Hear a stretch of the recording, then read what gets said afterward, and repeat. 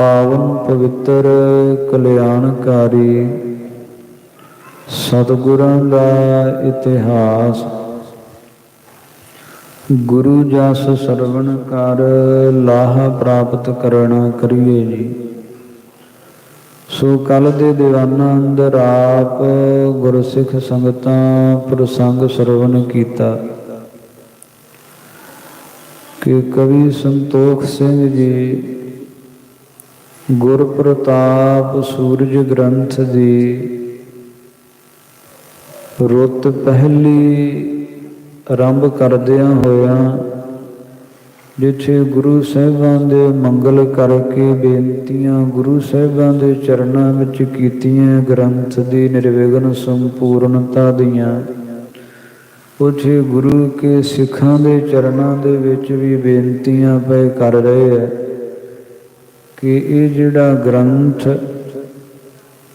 गुर इतिहास वाला मैं लिख रहा हाँ गुरु की कृपा दे नाल सारे सिख भी असीसां देन आशीर्वाद बख्शण कि ये जिहड़ा ग्रंथ निर्विघन संपूर्ण हो जाए। सो गुरु सिखां दे अगों भी कवि जी वार वार बेनतियां पे कर रहे हैं। इतिहास प्रसंग जिहड़े है वो पिछले दीवाना अंदर आपां सरवण कर चुके हाँ। अगों पावन कथा की आरंभता हो रही है। कल्याणकारी सतगुरां दा इतिहास गुरु जस सरवण कर लाहा प्राप्त करना करिए जी। सतनाम श्री वाहिगुरु साहिब जीओ। गुर सिख सिंह सगल जग व्यापत। कवि जी बेनती करते हैं कि जगत दे विच व्यापत जगत दे विच सब थावां ते ही वास करन वाले जिन्ने भी गुरु के सिख ते गुरु के सिंह सिख सहज धारी ते सिंह जिन्हां ने खंडे बाटे की पौल लैके अमृत पान कर लिया होए। सो सहज धारी सिख ते अमृत धारी सिंह जिन्ने भी हैं जगत दे विच कर इशनान गुरु नित जापत।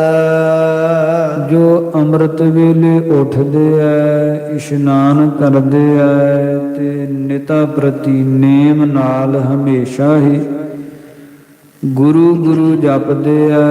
वाहिगुरु मंत्र दे अभ्यासी है।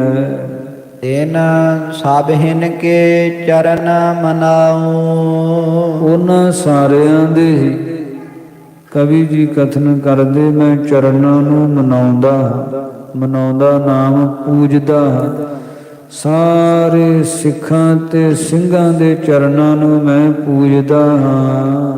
पूरन होए ग्रंथ वर पाऊं। ये जिहड़ा ग्रंथ गुर इतिहास वाला जिस विच कलगीधर पातशाह सतगुरां दी कथा हुण लिखण वाली शेष बाकी है सारी ही। ये ग्रंथ गुर प्रताप सूरज नाम दा ये संपूर्ण हो जावे निर्विघ्न ऐसा मैं वार सारे सिंघां दे कोलों मंगदा हां। सारे सिंघां दे कोलों प्राप्त करना चाहुंदा हां। सारे सिख ते सिंह मैनू वरदान देण तां कि ये जिहड़ा ग्रंथ है निर्विघ्न संपूर्ण हो सके। गुरु स्वरूप खालसा सारो। क्योंकि सारा ही गुरु का खालसा गुरु दा स्वरूप है। सतगुरां आप के है कि खालसा मेरो रूप है खास। खालसे मैं हाँ करो निवास। सो खालसा गुरु दा ही स्वरूप है। हतै छतर कर जंग अखारो। जंग रच के अखाड़े रच के ਬੇਅੰਤ ਸ਼ਤਰੂਆਂ ਨੂੰ ਨਾਸ ਕਰਨ ਵਾਲਾ ਖਾਲਸਾ, ਬੇਅੰਤ ਸ਼ਤਰੂਆਂ ਦਾ ਵਿਨਾਸ਼ ਕੀਤਾ ਖਾਲਸੇ ਨੇ। ਨਿਸ ਦਿਨ ਸਿਮਰੈ ਹੈ ਸਤਿਗੁਰ ਨਾਮੋ। ਤੇ ਜਿੱਥੇ ਧਰਮ ਯੁੱਧ ਮੋਰਚਿਆਂ ਦੇ ਵਿੱਚ ਗੁਰੂ ਕਾ ਖਾਲਸਾ ਡਟ ਕੇ ਖਲੋਂਦਾ, ਉੱਥੇ ਨਿਸ ਦਿਨ ਦਿਨ ਰਾਤ ਸਤਨਾਮ ਸ੍ਰੀ ਵਾਹਿਗੁਰੂ ਇਸ ਮੰਤਰ ਦਾ ਅਭਿਆਸੀ ਹੈ, ਸਤਨਾਮ ਮੰਤਰ ਦਾ ਅਭਿਆਸ ਕਰਦਾ ਹੈ। ਤਿਨ ਸਭ ਹਿਨ ਕੇ ਚਰਨ ਪ੍ਰਣਾਮੋ। ਉਹਨਾਂ ਸਾਰਿਆਂ ਹੀ ਗੁਰੂ ਕੇ ਸਿੰਘਾਂ ਦੇ, ਗੁਰੂ ਕੇ ਖਾਲਸੇ ਦੇ ਚਰਨਾਂ ਤੇ ਮੇਰੀ ਪ੍ਰਣਾਮ ਹੈ। ਕਵੀ ਜੀ ਕਹਿੰਦੇ ਮੇਰੀ ਨਮਸਕਾਰ ਹੈ। ਬ੍ਰਹਮ ਗਿਆਨ ਹਰ ਭਗਤ ਖਜ਼ਾਨਾ। ਫਿਰ ਧੰਨ ਗੁਰੂ ਸ੍ਰੀ ਗੁਰੂ ਗ੍ਰੰਥ ਸਾਹਿਬ ਮਹਾਰਾਜ ਸਾਹਿਬ ਜੀ ਨੂੰ ਵੀ ਨਮਸਕਾਰ ਕਰਦੇ ਆ। ਪਹਿਲੋਂ ਗੁਰੂ ਕੇ ਖਾਲਸੇ ਨੂੰ ਤੇ ਫਿਰ ਧੰਨ ਗੁਰੂ ਗ੍ਰੰਥ ਸਾਹਿਬ ਮਹਾਰਾਜ ਸਾਹਿਬ ਜੀ, ਕਿਉਂਕਿ ਕਲਗੀਧਰ ਪਾਤਸ਼ਾਹ ਸਤਿਗੁਰੂ ਗੁਰੂ ਗੋਬਿੰਦ ਸਿੰਘ ਸਾਹਿਬ ਮਹਾਰਾਜ ਸਾਹਿਬ ਜੀ ਸ੍ਰੀ ਸਰਬਲੋ ਗੁਰੂ ਗ੍ਰੰਥ ਸਾਹਿਬ ਜੀ ਦੇ ਵਿੱਚ ਜੋ ਸ੍ਰੀ ਗੁਰੂ ਗ੍ਰੰਥ ਸਾਹਿਬ ਮਹਾਰਾਜ ਸਾਹਿਬ ਜੀ ਨੂੰ ਦੁਤੀਏ ਰੂਪ ਸ੍ਰੀ ਗੁਰੂ ਗ੍ਰੰਥਾ ਆਪਨ ਪਉ ਸ੍ਰੀ ਖਾਲਸਾ ਹੈ ਸੌਂਪਾ। ਸਤਿਗੁਰਾਂ ਨੇ ਆਪਣਾ ਆਪ ਗੁਰੂ ਖਾਲਸੇ ਨੂੰ ਸੌਂਪਿਆ ਤੇ ਖਾਲਸੇ ਨੂੰ ਗੁਰਤਾ ਗੱਦੀ ਵੀ ਬਖਸ਼ੀ ਹੈ। ਜਦੋਂ ਚਮਕੌਰ ਦੀ ਗੜੀ ਦੇ ਵਿੱਚੋਂ ਕਲਗੀਧਰ ਪਾਤਸ਼ਾਹ ਸਤਿਗੁਰੂ ਜੀ ਪੰਥ ਦਾ ਹੁਕਮ ਮੰਨ ਕੇ ਨਿਕਲਦੇ ਆ ਨਾ, ਤੇ ਉਸ ਵੇਲੇ ਪੰਜਾਂ ਸਿੰਘਾਂ ਨੂੰ ਸਤਿਗੁਰੂ ਜੀ ਬਿਠਾ ਕੇ ਤੇ ਕਲਗੀ ਤੋੜਾ ਦਿੰਦਿਆਂ ਹੋਇਆਂ ਪੰਜਾਂ ਸਿੰਘਾਂ ਨੂੰ ਤੇ ਨਾਲ ਹੀ ਗੁਰਤਾ ਗੱਦੀ ਵੀ ਕਲਗੀਧਰ ਪਾਤਸ਼ਾਹ ਸਤਿਗੁਰਾਂ ਨੇ ਪੰਥ ਨੂੰ ਦਿੱਤੀ ਹੈ। ਉਪਰੰਤ ਫਿਰ ਸ੍ਰੀ ਸੱਚਖੰਡ ਹਜੂਰ ਸਾਹਿਬ ਨੰਦੇੜ ਸਾਹਿਬ ਜਾ ਕੇ ਤੇ ਫਿਰ ਧੰਨ ਗੁਰੂ ਸ੍ਰੀ ਗੁਰੂ ਗ੍ਰੰਥ ਸਾਹਿਬ ਮਹਾਰਾਜ ਸਾਹਿਬ ਜੀ ਨੂੰ ਗੁਰਤਾ ਗੱਦੀ ਦਿੱਤੀ। ਤੇ ਸਰਬਲੋ ਗੁਰੂ ਗ੍ਰੰਥ ਸਾਹਿਬ ਜੀ ਵਿੱਚ ਲਿਖਦੇ ਹੈ ਕਿ ਆਪਨ ਪਉ ਸ੍ਰੀ ਖਾਲਸਾ ਹੈ ਸੌਂਪਾ, ਦੁਤੀਏ ਰੂਪ ਸ੍ਰੀ ਗੁਰੂ ਗ੍ਰੰਥਾ। ਸੋ 11ਵਾਂ ਗੁਰੂ ਖਾਲਸਾ ਪੰਥ ਹੈ ਤੇ 12ਵੇਂ ਗੁਰੂ ਧੰਨ ਗੁਰੂ ਸ੍ਰੀ ਗੁਰੂ ਗ੍ਰੰਥ ਸਾਹਿਬ ਮਹਾਰਾਜ ਸਾਹਿਬ ਜੀ ਹਨ। ਤੇ ਖਾਲਸੇ ਦਾ ਸਰੂਪ ਜਿਵੇਂ ਸਤਿਗੁਰਾਂ ਨੇ 33 ਸਵਈਆਂ ਦੇ ਆਰੰਭ ਦੇ ਵਿੱਚ ਲਿਖਿਆ, ਉਸ ਖਾਲਸੇ ਨੂੰ ਗੁਰਤਾ ਗੱਦੀ ਬਖਸ਼ੀ ਹੈ। ਜਾਗਤ ਜੋਤ ਜਪੈ ਨਿਸਬਾਸਰ, ਏਕ ਬਿਨਾ ਮਨ ਨੈਕ ਨ ਆਨੈ, ਪੂਰਨ ਜੋਤ ਜਗੈ ਘਟ ਮੈਂ ਤਵ ਖਾਲਸ ਤਾਹੇ ਨ ਖਾਲਸ ਜਾਣੈ। ਐਸੇ ਖਾਲਸੇ ਨੂੰ ਗੁਰੂ ਸਥਾਪਿਤ ਕੀਤਾ ਹੈ, ਕੇਵਲ ਲਿਵਾਸ ਧਾਰੀ ਨੂੰ ਹੀ ਨਹੀਂ। ਸੋ ਕਵੀ ਜੀ ਨੇ ਵੀ ਇੱਥੇ ਸਿੱਖਾਂ ਦੇ ਸਿੰਘਾਂ ਦੇ ਚਰਨਾਂ ਵਿੱਚ ਬਿਨੈ ਕੀਤੀ ਹੈ ਤੇ ਨਾਲ ਨਾਲ ਬਕਾਇਦਾ ਇਹ ਵੀ ਲਿਖਦੇ ਆਏ ਹੈ ਕਿ ਜਿਹੜੇ ਅੰਮ੍ਰਿਤ ਵੇਲੇ ਉੱਠਦੇ ਹੈ ਗੁਰੂ ਉਪਦੇਸ਼ਾਂ ਅਨੁਸਾਰ ਗੁਰ ਮੰਤਰ ਦੇ ਅਭਿਆਸੀ ਹੈ, ਉਹਨਾਂ ਸਿੰਘਾਂ ਦੇ ਚਰਨਾਂ ਤੇ ਮੇਰੀ ਨਮਸਕਾਰ ਹੈ। ਸੋ ਖਾਲਸੇ ਨੂੰ ਨਮਸਕਾਰ ਕਰਨ ਉਪਰੰਤ ਹੁਣ ਧੰਨ ਗੁਰੂ ਸ੍ਰੀ ਗੁਰੂ ਗ੍ਰੰਥ ਸਾਹਿਬ ਮਹਾਰਾਜ ਸਾਹਿਬ ਜੀ ਨੂੰ ਨਤਮਸਤਕ ਹੁੰਦੇ ਹੈ। ਨਮਸਕਾਰਾਤਮਕ ਮੰਗਲ ਗੁਰੂ ਗ੍ਰੰਥ ਸਾਹਿਬ ਜੀ ਦਾ ਲਿਖਦੇ ਹੈ ਤੇ ਉਚਾਰਦੇ ਹੈ, ਬ੍ਰਹਮ ਗਿਆਨ ਹਰ ਭਗਤ ਖਜ਼ਾਨਾ। ਧੰਨ ਗੁਰੂ ਸ੍ਰੀ ਗੁਰੂ ਗ੍ਰੰਥ ਸਾਹਿਬ ਮਹਾਰਾਜ ਸਾਹਿਬ ਜੀ ਬ੍ਰਹਮ ਗਿਆਨ ਦੇ ਸਰੂਪ ਹੈ। ਸ੍ਰੀ ਗੁਰੂ ਗ੍ਰੰਥ ਸਾਹਿਬ ਮਹਾਰਾਜ ਸਾਹਿਬ ਜੀ ਪੂਰਨ ਬ੍ਰਹਮ ਗਿਆਨ ਦੇ ਸਰੂਪ ਹੈ। ਬ੍ਰਹਮ ਗਿਆਨ ਹੋਣਾ ਤੇ ਬ੍ਰਹਮ ਦੋਨਾਂ ਵਿੱਚ ਅੰਤਰ ਨਹੀਂ ਹੈ। ਕਿ ਹੈ ਨਾ, ਬ੍ਰਹਮ ਗਿਆਨੀ ਆਪ ਪਰਮੇਸ਼ਵਰ, ਬ੍ਰਹਮ ਗਿਆਨੀ ਆਪ ਹੀ ਪਰਮ ਈਸ਼ਵਰ ਸਰੂਪ ਹੈ। ਕਿਉਂਕਿ ਬ੍ਰਹਮ ਦਾ ਗਿਆਨ ਹੋਣਾ ਅਰਥਾਤ ਸਵੈਮ ਆਪ ਦਾ ਹੀ ਗਿਆਨ ਹੋਣਾ, ਆਪਣ ਪਉ ਭੁੱਲਣੇ ਕਰਕੇ ਹੀ ਨਾ ਨਤਬ ਦਿਖਾਈ ਦੇ ਰਿਹਾ। ਸੋ ਆਪਣੇ ਸਰੂਪ ਦੀ ਗਿਆਤ ਹੋ ਜਾਣੀ, ਬ੍ਰਹਮ ਦਾ ਗਿਆਨ ਹੋ ਜਾਣਾ। ਬ੍ਰਹਮ ਦਾ ਗਿਆਨ ਹੀ ਬ੍ਰਹਮ ਦਾ ਸਰੂਪ ਹੈ। ਸੋ ਧੰਨ ਗੁਰੂ ਸ੍ਰੀ ਗੁਰੂ ਗ੍ਰੰਥ ਸਾਹਿਬ ਮਹਾਰਾਜ ਸਾਹਿਬ ਜੀ ਸਾਖਸ਼ਾਤਕਾਰ ਬ੍ਰਹਮ ਸਰੂਪ ਹਨ। ਸ੍ਰੀ ਗੁਰੂ ਗ੍ਰੰਥ ਸਾਹਿਬ ਮਹਾਰਾਜ ਸਾਹਿਬ ਜੀ ਪ੍ਰਗਟ ਹੀ ਇਹ ਪਰ ਬ੍ਰਹਮ ਸਰੂਪ ਹਨ ਗੁਰੂ ਗ੍ਰੰਥ ਸਾਹਿਬ ਜੀ। ਤੇ ਜਿਨ੍ਹਾਂ ਦੁਆਰਾ ਪ੍ਰਗਟ ਹੀ ਬ੍ਰਹਮ ਦਾ ਪ੍ਰਕਾਸ਼ ਵਰਤ ਰਿਹਾ ਹੈ, ਬ੍ਰਹਮ ਦਾ ਪ੍ਰਕਾਸ਼ ਹੋ ਰਿਹਾ ਹੈ। ਤੇ ਬ੍ਰਹਮ ਦਾ ਪ੍ਰਕਾਸ਼ ਗੁਰੂ ਗ੍ਰੰਥ ਸਾਹਿਬ ਮਹਾਰਾਜ ਸਾਹਿਬ ਜੀ ਪ੍ਰਕਾਸ਼ਿਤ ਕਰ ਰਹੇ ਹੈ ਗੁਰਬਾਣੀ ਦੇ ਰੂਪ ਦੇ ਵਿੱਚ। ਸੋ ਜਿੱਥੇ ਬ੍ਰਹਮ ਦਾ ਸਰੂਪ ਹੈ ਗੁਰੂ ਗ੍ਰੰਥ ਸਾਹਿਬ ਜੀ, ਉੱਥੇ ਭਗਤੀ ਦਾ ਖਜ਼ਾਨਾ ਵੀ ਹੈ। ਕਿਉਂਕਿ ਭਗਤੀ ਦੀ ਨਦੀ ਹੀ ਬ੍ਰਹਮ ਦੇ ਸਾਗਰ ਦੇ ਵਿੱਚ ਜਾ ਕੇ ਮਿਲਾਉਂਦੀ ਹੈ।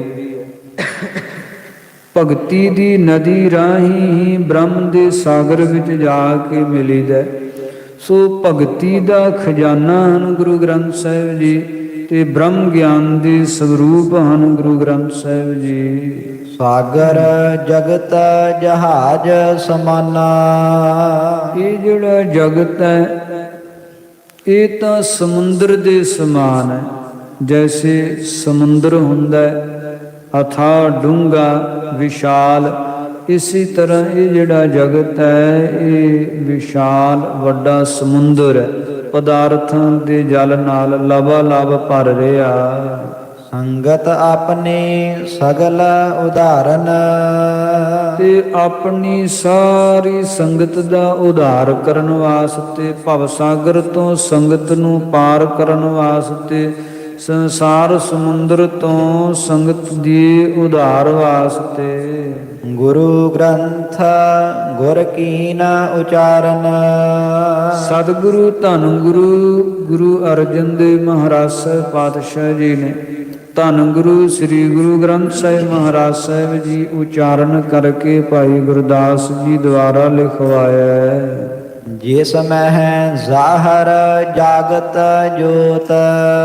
ਜਿਸ ਧੰਨ ਗੁਰੂ ਸ੍ਰੀ ਗੁਰੂ ਗ੍ਰੰਥ ਸਾਹਿਬ ਮਹਾਰਾਜ ਸਾਹਿਬ ਜੀ ਦੇ ਵਿੱਚ ਜ਼ਾਹਰ ਨਾਮ ਪ੍ਰਗਟ ਹੀ ਧੰਨ ਗੁਰੂ ਸ੍ਰੀ ਗੁਰੂ ਨਾਨਕ ਦੇਵ ਮਹਾਰਾਜ ਸਾਹਿਬ ਜੀ ਦੀ ਜੋਤ ਪ੍ਰਕਾਸ਼ ਰਹੀ ਹੈ। ਪ੍ਰਗਟ ਹੀ ਸ੍ਰੀ ਗੁਰੂ ਗ੍ਰੰਥ ਸਾਹਿਬ ਮਹਾਰਾਜ ਸਾਹਿਬ ਜੀ ਦੇ ਅੰਦਰ ਉਸ ਅਕਾਲ ਪੁਰਖ ਤੋਂ ਆਈ ਜੋਤ ਜੋ ਗੁਰੂ ਨਾਨਕ ਦੇਵ ਜੀ ਰੂਪ ਹੋ ਕਰਕੇ ਸੰਸਾਰ ਵਿੱਚ ਵਰਤੀ ਤੇ ਫਿਰ ਦਸਾਂ ਜਾਮਿਆਂ ਦੇ ਵਿੱਚ ਹੀ ਪ੍ਰਵੇਸ਼ ਹੁੰਦੀ ਰਹੀ। ਉਹੀ ਜੋਤ ਧੰਨ ਗੁਰੂ ਸ੍ਰੀ ਗੁਰੂ ਗ੍ਰੰਥ ਸਾਹਿਬ ਮਹਾਰਾਜ ਸਾਹਿਬ ਜੀ ਵਿੱਚ ਵਿਰਾਜਮਾਨ ਹੈ। ਸਿੱਖਨ ਅਬ ਮਤ ਪੂਰਨ ਹੋਤ। ਧੰਨ ਗੁਰੂ ਸ੍ਰੀ ਗੁਰੂ ਗ੍ਰੰਥ ਸਾਹਿਬ ਮਹਾਰਾਜ ਸਾਹਿਬ ਜੀ ਦੇ ਸ਼੍ਰੀ ਚਰਨਾਂ ਕਮਲਾਂ ਵਿੱਚ ਜਿਸ ਜਿਸ ਵੀ ਤਰ੍ਹਾਂ ਦੀਆਂ ਭਾਵਨਾਵਾਂ ਲੈ ਕੇ ਸਿੱਖ ਸਤਿਗੁਰਾਂ ਦੇ ਅੱਗੋਂ ਨਤਮਸਤਕ ਹੁੰਦੇ ਐ, ਸਤਿਗੁਰੂ ਗੁਰੂ ਗ੍ਰੰਥ ਸਾਹਿਬ ਜੀ ਸਿੱਖਾਂ ਨੂੰ ਅਬ ਮਤ ਦੇਤ। ਅਬ ਮਤ ਨਾਮ ਹਿਰਦੇ ਦੀਆਂ ਇੱਛਾਵਾਂ ਨੂੰ ਪੂਰਨ ਕਰਦੇ ਆ ਗੁਰੂ ਗ੍ਰੰਥ ਸਾਹਿਬ ਮਹਾਰਾਜ ਸਾਹਿਬ ਜੀ। ਭੁਗਤ ਮੁਕਤ ਦਾਇਕ ਜਗਨਾਥਾ। ਫਿਰ ਸਾਰੇ ਜਗਤ ਦੇ ਨਾਥ ਹੈ ਗੁਰੂ ਗ੍ਰੰਥ ਸਾਹਿਬ ਜੀ, ਸਾਰੇ ਜਗਤ ਦੇ ਮਾਲਕ ਹੈ ਗੁਰੂ ਗ੍ਰੰਥ ਸਾਹਿਬ ਮਹਾਰਾਜ ਸਾਹਿਬ ਜੀ। ਤੇ ਭੁਗਤ ਨਾਮ ਪਦਾਰਥ ਵੀ ਦਿੰਦੇ ਐ ਤੇ ਮੁਕਤ ਨਾਮ ਮੁਕਤੀ ਵੀ ਦਿੰਦੇ ਐ। ਗੁਰੂ ਗ੍ਰੰਥ ਸਾਹਿਬ ਮਹਾਰਾਜ ਸਾਹਿਬ ਜੀ ਦੇ ਅੱਗੋਂ ਜੋ ਸਿੱਖ ਨਤਮਸਤਕ ਹੁੰਦੇ ਐ, ਜੋ ਸਿੱਖ ਗੁਰੂ ਦੀ ਸੇਵਾ ਵਿੱਚ ਜੁੜਦੇ ਐ, ਉਹਨਾਂ ਨੂੰ ਭੁਗਤ ਪਦਾਰਥ ਤੇ ਮੁਕਤ ਮੁਕਤੀ ਦਾ ਦਾਨ ਵੀ ਸਤਿਗੁਰੂ ਜੀ ਦਿੰਦੇ ਐ। ਨਮੋ ਕਰੋ ਧਰ ਪਰ ਧਰ ਮਾਥਾ। ਧਰਤੀ ਦੇ ਉੱਪਰ ਆਪਣਾ ਮਸਤਿਸ਼ਕ ਰੱਖ ਕੇ ਧੰਨ ਗੁਰੂ ਸ੍ਰੀ ਗੁਰੂ ਗ੍ਰੰਥ ਸਾਹਿਬ ਮਹਾਰਾਜ ਸਾਹਿਬ ਜੀ ਨੂੰ ਮੈਂ ਨਮੋ ਨਮਸਕਾਰ ਕਰਦਾ ਹਾਂ। ਲੱਖਾਂ ਲਿਖੇ ਧਰਾਤਲ ਸਾਰੇ। ਫਿਰ ਧਰਾਤਲ ਇਸ ਪ੍ਰਿਥਵੀ ਤਲ ਮਾਤ ਲੋਕ ਦੇ ਵਿੱਚ ਲੱਖਾਂ ਹੀ ਧੰਨ ਗੁਰੂ ਸ੍ਰੀ ਗੁਰੂ ਗ੍ਰੰਥ ਸਾਹਿਬ ਮਹਾਰਾਜ ਸਾਹਿਬ ਜੀ ਦੇ ਸਵਰੂਪ ਗੁਰੂ ਕੇ ਸਿੱਖਾਂ ਨੇ, ਗੁਰੂ ਕੇ ਸਿੰਘਾਂ ਨੇ ਲਿਖੇ ਹੈ। ਲੱਖਾਂ ਹੀ ਸਵਰੂਪ ਹਨ ਗੁਰੂ ਗ੍ਰੰਥ ਸਾਹਿਬ ਮਹਾਰਾਜ ਸਾਹਿਬ ਜੀ ਦੇ ਸਮਾਤ ਲੋਕ ਤੇ। ਪਠ ਹੈ ਸੁਨ ਹੈ ਸਿੱਖ ਵਾਰ ਨਾ ਪਾਰੇ। ਗੁਰੂ ਕੇ ਸਿੱਖ ਗੁਰਬਾਣੀ ਪੜ੍ਹਦੇ ਐ, ਗੁਰਬਾਣੀ ਸੁਣਦੇ ਐ, ਗੁਰਬਾਣੀ ਵਿਚਾਰਦੇ ਐ, ਜਿਨ੍ਹਾਂ ਦਾ ਕੋਈ ਵਾਰਾ ਪਾਰ ਹੀ ਨਹੀਂ। ਦੁਨੀਆ ਦੇ ਹਰ ਕੋਨੇ ਤੇ ਹੀ ਜਿੱਥੇ ਵੀ ਨਾਨਕ ਨਾਮ ਲੇਵਾ ਸਿੱਖ ਸੰਗਤਾਂ ਵਾਸ ਕਰਦੀਆਂ, ਧੰਨ ਗੁਰੂ ਸ੍ਰੀ ਗੁਰੂ ਗ੍ਰੰਥ ਸਾਹਿਬ ਮਹਾਰਾਜ ਸਾਹਿਬ ਜੀ ਦੇ ਸਵਰੂਪ ਉੱਥੇ ਹੀ ਪ੍ਰਕਾਸ਼ਮਾਨ ਹੁੰਦੇ ਆ। ਤੇ ਸਭ ਅਵਨੀ ਤਲ ਦੇ ਹਰ ਦੁਨੀਆ ਦੇ ਕੋਨੇ ਤੇ ਗੁਰੂ ਕੇ ਸਿੱਖ ਗੁਰਬਾਣੀ ਦਾ ਜਾਪ ਕਰਦੇ ਆ, ਗੁਰਬਾਣੀ ਪੜ੍ਹਦੇ ਆ। ਜੋ ਸਕਲ ਕਾਮਨਾ ਲਹਿਅਤ ਜਿਸ ਤੇ ਜਿਸ ਭਾਵ ਸ੍ਰੀ ਗੁਰੂ ਗ੍ਰੰਥ ਸਾਹਿਬ ਮਹਾਰਾਜ ਸਾਹਿਬ ਜੀ ਤੋਂ ਸਾਰੀਆਂ ਹੀ ਕਾਮਨਾਵਾਂ ਇੱਛਾਵਾਂ ਜਿਹੜੀਆਂ ਉਹ ਲਹਿਅਤ ਨਾਮ ਪ੍ਰਾਪਤ ਕਰੀਦੀਆਂ ਹਨ। ਗੁਰੂ ਗ੍ਰੰਥ ਸਾਹਿਬ ਮਹਾਰਾਜ ਸਾਹਿਬ ਜੀ ਤੋਂ ਸਾਰੀਆਂ ਹੀ ਇੱਛਾਵਾਂ ਪੂਰਨ ਕਰਦੇ ਆ ਗੁਰਸਿੱਖ ਆਪਣੀਆਂ, ਅਥਵਾ ਸਤਿਗੁਰੂ ਜੀ ਸਾਰਿਆਂ ਦੀਆਂ ਹੀ ਇੱਛਾਵਾਂ ਪੂਰਨ ਕਰਦੇ ਐ। ਅੰਤ ਸਮੇਂ ਕੇਵਲ ਹੋਏ ਤਿਸ ਤੇ। ਫਿਰ ਅੰਤ ਸਮੇਂ ਪ੍ਰਾਣਾਂ ਦੇ ਵਿਜੋਗ ਕਾਲ ਵੇਲੇ ਸਤਿਗੁਰੂ ਗੁਰੂ ਗ੍ਰੰਥ ਸਾਹਿਬ ਜੀ ਕੇਵਲ ਮੁਕਤੀ ਦਾ ਦਾਨ ਵੀ ਪ੍ਰਦਾਨ ਕਰਦੇ ਆ। ਜੋ ਗੁਰੂ ਦੀ ਸੇਵਾ ਵਿੱਚ ਜੁੜੇ ਰਹਿੰਦੇ ਆ, ਜੋ ਗੁਰੂ ਦੀ ਸੇਵਾ ਵਿੱਚ ਲੱਗੇ ਰਹਿੰਦੇ ਆ, ਸਤਿਗੁਰਾਂ ਦੀ ਗੁਰਬਾਣੀ ਕਥਾ ਕੀਰਤਨ ਤਥਾ ਪਾਠ ਰੂਪ ਦੇ ਵਿੱਚ ਗੁਰਬਾਣੀ ਦਾ ਜਾਪ ਕਰਦੇ, ਸੁਣਦੇ, ਵਿਚਾਰਦੇ ਰਹਿੰਦੇ ਆ। ਸਤਿਗੁਰੂ ਜੀ ਸਾਰੇ ਸੰਸਾਰ ਦੇ ਪਦਾਰਥ ਵੀ ਦਿੰਦੇ ਆ ਤੇ ਪ੍ਰਾਣਾਂ ਦੇ ਵਿਜੋਗ ਕਾਲ ਵੇਲੇ ਮੋਖਸ਼ ਪਦ ਦੀ ਦਾਤ ਵੀ ਬਖਸ਼ਦੇ ਆ। ਭੂਤ ਭਵਿਖ ਸਿੱਖ ਨਹਿ ਗਿਣਤੀ। ਕਵੀ ਜੀ ਕਥਨ ਕਰਦੇ ਐ ਕਿ ਭੂਤ ਕਾਲ ਵਿੱਚ ਜੋ ਲੰਘ ਗਿਆ ਸਮਾਂ, ਗੁਜ਼ਰ ਗਿਆ ਸਮਾਂ, ਉਸ ਸਮੇਂ ਵਿੱਚ ਜਿਹੜੇ ਗੁਰੂ ਕੇ ਸਿੱਖ, ਗੁਰੂ ਕੇ ਸਿੰਘ ਹੋਏ ਆ, ਉਹਨਾਂ ਦੀ ਗਿਣਤੀ ਕੋਈ ਨਹੀਂ। ਬੇਸ਼ੁਮਾਰ ਗੁਰੂ ਕੇ ਸਿੱਖ, ਗੁਰੂ ਕੇ ਸਿੰਘ ਹੋਏ ਆ। ਫਿਰ ਵਰਤਮਾਨ ਸਮੇਂ ਵਿੱਚ ਵੀ ਗੁਰੂ ਕੇ ਸਿੰਘ, ਗੁਰੂ ਕੇ ਸਿੱਖ, ਸਿੰਘ ਤੇ ਸਿੱਖ ਦੋ ਪਦ ਕਵੀ ਜੀ ਲਿਖ ਰਹੇ ਆ। ਕਿਉਂਕਿ ਕਈ ਸਹਿਜਧਾਰੀ ਹੈ ਜਿਨ੍ਹਾਂ ਨੇ ਅੰਮ੍ਰਿਤ ਪਾਨ ਨਹੀਂ ਕੀਤਾ, ਪਰ ਗੁਰੂ ਨਾਨਕ ਦੇਵ ਜੀ ਦੇ ਸਿੱਖ ਹਨ। ਇਸੇ ਪ੍ਰਕਾਰ ਸਿੰਘ ਉਹ ਹੈ ਜਿਨ੍ਹਾਂ ਅੰਮ੍ਰਿਤ ਪਾਨ ਕਰ ਲਿਆ, ਖੰਡੇ ਬਾਟੀ ਦੀ ਪੌਲ ਛਕ ਲਈ ਹੈ। ਕਿਉਂਕਿ ਗੁਰੂ ਕਲਗੀਧਰ ਪਾਤਸ਼ਾਹ ਤੋਂ ਪਹਿਲਾਂ ਜੋ ਗੁਰੂ ਕੀ ਸਿੱਖੀ ਸੀ, ਉਹ ਸਹਿਜਧਾਰੀ ਗੁਰਸਿੱਖ ਹੋਇਆ ਕਰਦੇ ਸਨ ਕਿ ਗੁਰਾਂ ਦੀ ਚਰਨ ਪੌਲ ਲੈ ਕੇ ਤੇ ਗੁਰੂ ਕੇ ਸਿੱਖ ਸਜਦੇ ਸਨ। ਸਤਿਗੁਰਾਂ ਖੰਡੇ ਬਾਟੇ ਦੀ ਪੌਲ ਛਕਾ ਕੇ ਸਿੱਖ ਤੋਂ ਸਿੰਘ ਸਾਜ ਦਿੱਤੇ ਆ। ਸੋ ਕਵੀ ਜੀ ਦੋ ਹੀ ਸਿੱਖ ਤੇ ਸਿੰਘ ਨਾਮ ਗਿਣਦੇ ਆ। ਸੋ ਭੂਤ ਕਾਲ ਵਿੱਚ ਜਿਹੜੇ ਹੋ ਗਏ ਆ, ਗਿਣਤੀ ਕੋਈ ਨਹੀਂ ਉਹਨਾਂ ਦੀ, ਤੇ ਵਰਤਮਾਨ ਸਮੇਂ ਵਿੱਚ ਜੋ ਹਨ ਉਹਨਾਂ ਦੀ ਵੀ ਗਿਣਤੀ ਨਹੀਂ ਹੈ। ਤੇ ਭਵਿੱਖ ਵਿੱਚ ਆਉਣ ਵਾਲੇ ਸਮੇਂ ਵਿੱਚ ਵੀ ਕਵੀ ਜੀ ਕਹਿੰਦੇ ਬੇਅੰਤ ਗੁਰੂ ਕੇ ਸਿੰਘ, ਗੁਰੂ ਕੇ ਸਿੱਖ ਹੋਣਗੇ। ਤੇ ਅਬ ਸਭਨ ਅਗਰ ਮਮ ਬਿਨਤੀ। ਕਵੀ ਜੀ ਕਹਿੰਦੇ ਸਭਨ ਅਗਰ, ਸਾਰਿਆਂ ਦੇ ਅੱਗੋਂ ਮੇਰੀ ਬੇਨਤੀ ਹੈ। ਜਿਹੜੇ ਭੂਤ ਕਾਲ ਵਿੱਚ ਹੋਏ ਆ ਸਿੰਘ, ਉਹਨਾਂ ਦੇ ਚਰਨਾਂ ਵਿੱਚ ਵੀ ਮੈਂ ਬੇਨਤੀ ਕਰਦਾ। ਜਿਹੜੇ ਭਵਿੱਖ ਵਿੱਚ ਹੋਣੇ ਆ ਹਾਲੇ, ਉਹਨਾਂ ਦੇ ਚਰਨਾਂ ਵਿੱਚ ਵੀ ਮੇਰੀ ਬੇਨਤੀ ਹੈ। ਤੇ ਜਿਹੜੇ ਹੁਣ ਵਰਤਮਾਨ ਸਮੇਂ ਵਿੱਚ ਗੁਰੂ ਕੇ ਸਿੰਘ ਹਨ, ਉਹਨਾਂ ਅੱਗੋਂ ਵੀ ਮੇਰੀ ਬੇਨਤੀ ਹੈ। ਬਿਨ ਸਹਿ ਬਿਗਨ ਗ੍ਰੰਥ ਹੋਏ ਪੂਰਾ। ਇਹ ਜਿਹੜਾ ਗ੍ਰੰਥ ਗੁਰ ਇਤਿਹਾਸ ਦਾ ਮੈਂ ਲਿਖ ਰਿਹਾ ਨਾ, ਇਹਦੇ ਵਿੱਚੋਂ ਵਿਘਨ ਸਾਰੇ ਬਿਨਸ ਜਾਣ, ਪੈਣ ਵਾਲੇ ਵਿਘਨ ਜਿਹੜੇ ਹੈ ਨਾ ਉਹ ਮਿਟ ਜਾਣ, ਤਾਂ ਕਿ ਇਹ ਜਿਹੜਾ ਗ੍ਰੰਥ ਹੈ ਨਾ ਇਹ ਪੂਰਾ ਹੋ ਜਾਵੇ। ਕਵੀ ਜੀ ਇੱਕ ਰੁੱਤਾਂ ਜਿਹੜੀਆਂ ਆਰੰਭ ਕਰ ਰਹੇ ਆ ਨਾ, ਪਹਿਲੀ ਰੁੱਤ ਆਰੰਭ ਕਰ ਰਹੇ ਆ, ਇਸੇ ਤਰ੍ਹਾਂ 6 ਰੁੱਤਾਂ 2 ਐਣ ਆਉਣੇ, ਤੇ ਹਰੇਕ ਰੁੱਤ ਦੇ ਆਰੰਭ ਵਿੱਚ ਅਥਵਾ ਅਖੀਰ ਵਿੱਚ ਵਾਰ-ਵਾਰ ਹੀ ਬੇਨਤੀਆਂ ਕਵੀ ਜੀ ਕਰਦੇ ਆ ਕਿ ਗ੍ਰੰਥ ਪੂਰਾ ਹੋ ਜਾਵੇ। ਜਿੱਥੋਂ ਕਵੀ ਡਾਕਟਰ ਵੀਰ ਸਿੰਘ ਜੀ ਵੀ ਲਿਖਦੇ ਆ ਕਿ ਅਨੁਮਾਨ ਲਾਇਆ ਪੈਂਦਾ ਹੈ ਕਿ ਕਵੀ ਜੀ ਦੇ ਇਤਿਹਾਸਕ ਇਹ ਗ੍ਰੰਥ ਲਿਖਣ ਵਿੱਚ ਬਹੁਤ ਰੁਕਾਵਟਾਂ ਪੈ ਰਹੀਆਂ ਸਨਗੀਆਂ, ਕਿਉਂਕਿ ਫਿਰੰਗੀਆਂ ਦਾ ਰਾਜ ਸੀ, ਅੰਗਰੇਜ਼ ਦਾ ਰਾਜ ਸੀ, ਤੇ ਅਨੇਕ ਤਰ੍ਹਾਂ ਦੀਆਂ ਜਿੱਥੇ ਵਿਵਹਾਰਕ ਤਲ 'ਤੇ ਰੁਕਾਵਟਾਂ ਪੈ ਰਹੀਆਂ ਸਨ, ਉੱਥੇ ਵਿਅਕਤੀਗਤ ਸਰੀਰਕ ਤਲ 'ਤੇ ਵੀ ਕਵੀ ਜੀ ਦਾ ਸਰੀਰ ਵੀ ਥੋੜ੍ਹਾ ਹੁਣ ਬਜ਼ੁਰਗ ਹੋਣੇ ਕਰਕੇ ਤੇ ਬਿਮਾਰ ਰਹਿਣ ਲੱਗ ਪਿਆ। ਅਨੁਮਾਨ ਹੈ ਕਿ ਸਰੀਰ ਵਿੱਚ ਵੀ ਕੋਈ ਰੁਕਾਵਟਾਂ ਸਨਗੀਆਂ, ਬਹੁਤ ਜਿਹੜਾ ਹੈ ਲਿਖਣਾ ਪੈਂਦਾ ਸੀ, ਤੇ ਫਿਰ ਲਿਖਾਰੀ ਵੀ ਲਾਏ ਹੋਏ ਸਨਗੇ ਨਾਲ, ਕਵੀ ਜੀ ਉਚਾਰਨ ਕਰਦੇ ਸਨਗੇ, ਤੇ 2.5 3 ਘੰਟੇ ਸਵੇਰੇ ਲਾਉਣੇ, ਤੇ ਇਸੇ ਤਰ੍ਹਾਂ ਫਿਰ ਦੁਪਹਿਰੇ ਥੋੜ੍ਹਾ ਸਮਾਂ ਵਿਸ਼ਰਾਮ ਕਰਕੇ 3 ਘੰਟੇ ਫਿਰ ਸ਼ਾਮਾਂ ਨੂੰ ਲਾਉਣੇ। ਕਈ ਦਫਾ ਫਿਰ 3 ਵਾਰੀ ਵੀ ਸਮਾਂ ਲਾ ਲੈਣਾ ਦਿਹਾੜੀ ਦੇ ਵਿੱਚ।